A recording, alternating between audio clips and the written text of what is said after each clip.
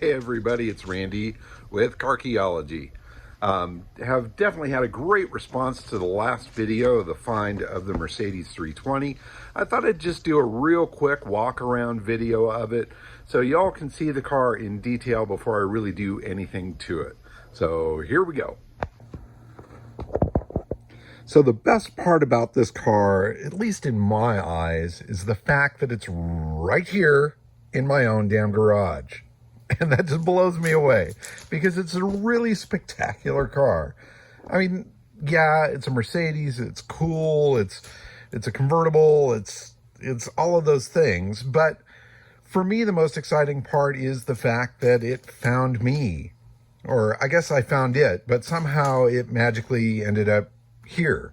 And I really think it was kind of divinely driven. It was meant to happen. It was certainly one of those things. I mean, for it to come out the way that it did, for it to actually be a Romich coach-bodied car, I mean, all of it, none of it makes sense. Like, if you would have told me this would have happened at some point, I would have told you you're smoking funny stuff. But here it sits. It's here in the lab. I even parked it on a Oriental rug that's tragically too short for its massive girth. But whatever, it's here. Another really fun thing happened just today in that the guy that helped me get this car out of the garage where it was went back there to the barn to look around, and he found some parts for it. In fact, he found some of the most important parts that I was so worried about. He found the semaphore turn signals that go in these slots. He found the door handles and latches for the doors, as well as some other items and little hardware that it's missing. And that stuff's made of pure unobtainium as far as I'm concerned. It's not like you can just go down to AutoZone and order up door latches for your Romich-bodied Mercedes. So, overall, the body on this thing is really quite nice. The only modification or damage that I kind of see to it is right here at the front. Back in the 1960s, when the previous owner towed the car out to the Midwest from New Mexico, he built a homemade tow bar off the front of it.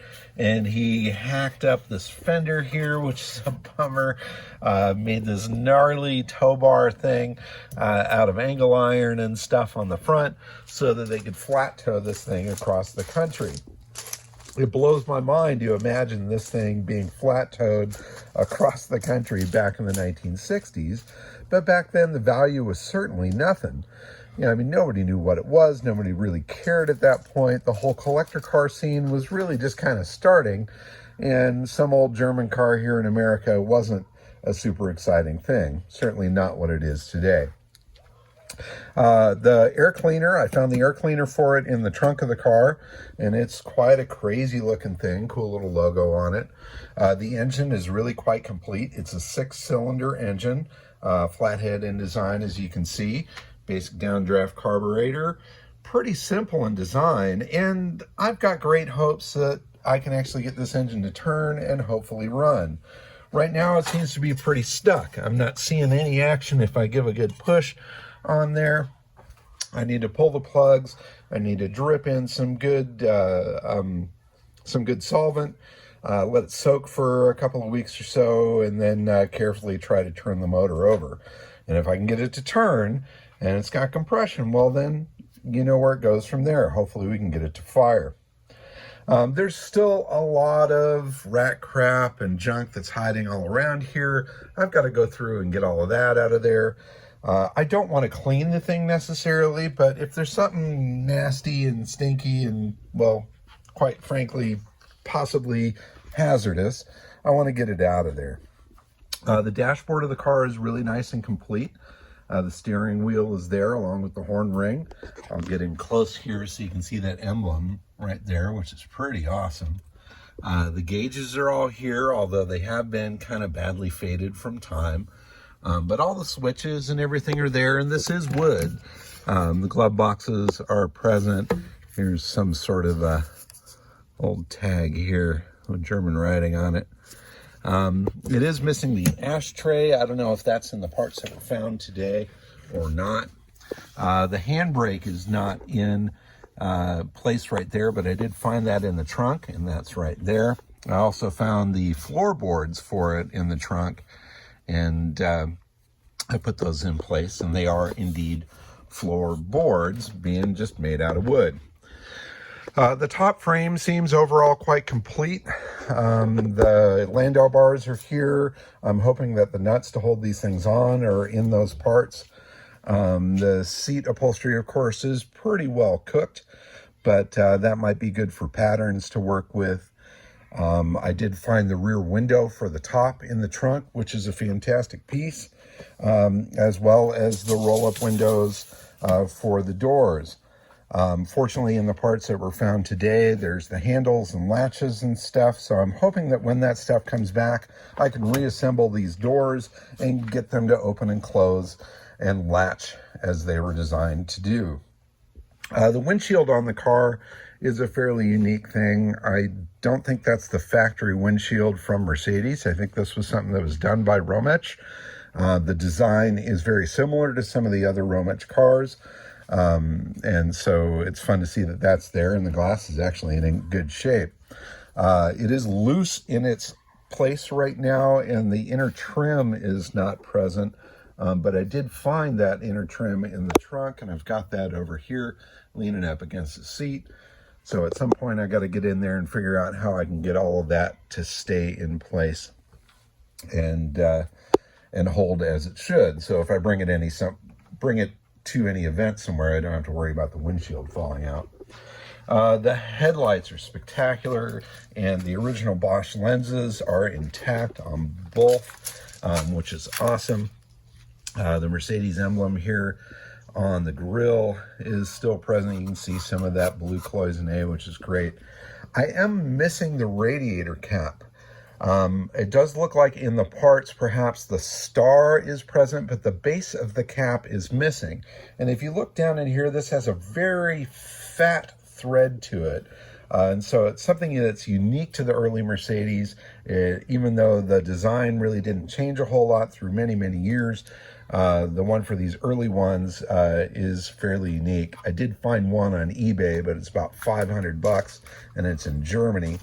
So I'm hoping I can dig one up somewhere else and go from there. Now, the wheels and tires. Somebody at some point painted the wheels yellow, and I don't think that's original to the car.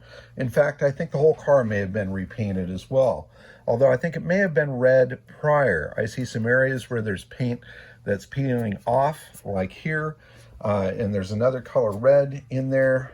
It's also possible that it may have been black, because I see red here, black here, and red here, and that actually might be a primer. So maybe it's possible that it was black and then somebody painted it red. Hopefully, if I can find some original photos of this car somewhere in all of the world, it'd be fun to see what it originally was. Even though I'm sure those photos are black and white, I would think you'd be able to tell if it were actually red or if it were black. Anyway, back to the tires. Miraculously, 3 out of the 4 hold air. This one is leaking at the valve stem, but it is a tube. So I think if I can carefully break the bead on that, get the old tube out, get a new tube in, I'll be able to get it up and rolling on its wheels. Now, granted, I'm not going to drive it anywhere, but I do plan on showing this car in barn find condition at some event at some point in the future. And it would be helpful if it rolls. Another unique design attribute of this car, obviously the fenders are probably the most spectacular with that really strange little arch and cutout. But the other thing is the rear trunk and the dual handles. So the hinges go down into this chrome trim and then down to the handle. And apparently the design of this handle is something that's unique to Romech, not a general Mercedes thing. And it looks like the door handles that were discovered in the barn today have that same double groove thing, which is awesome. The trunk, let's see if I can open this up. It is ungodly heavy. Oh my God, hard to do one-handed. A lot of rat crap and junk in here, a few more parts. There's the pedestal for the spare tire, which would sit right there. I'm going to get in here and clean this stuff out so that it's not nasty. But again, when it comes down to the overall finish, let me close this without busting my fingers off. Excuse me. When it comes to the finish, for now, I just want to leave it dusty. I do love this gnarly old Deutschland tag on the bumper. That's pretty awesome. These taillights are really curious to me. They look like they might be modified from a late 30s Opel, but I'm really intrigued by these little aluminum strips that are held on with screws. It almost seems a little home done, not necessarily something that you would see a coach builder do. So I'm hoping to do some more research on that and see if these are the original taillights that were put on there, or if that is something that was added on at some point. In any case, there's kind of a quick walk around of this majestic beast, kind of showing it in its current state.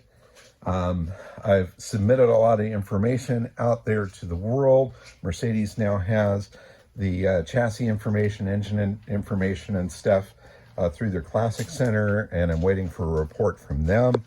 I've contacted the folks at the Romech Museum and given them the information, and they're looking through their archives to see what they come up with.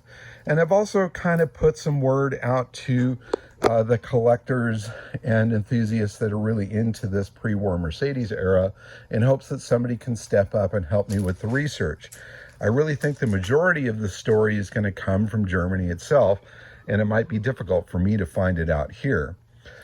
Certainly I can try to track it back earlier through the connections here, but really so far all I know is that it was with this past family since the 1960s, and that it was in New Mexico prior to that. From that point on, and from that point before, it is still a mystery. In any case, I've rambled on long enough. We'll have a good 12-minute video here, and I thank you guys for watching. Please subscribe and follow the story of this majestic Mercedes. Thanks for watching, guys. Bye-bye.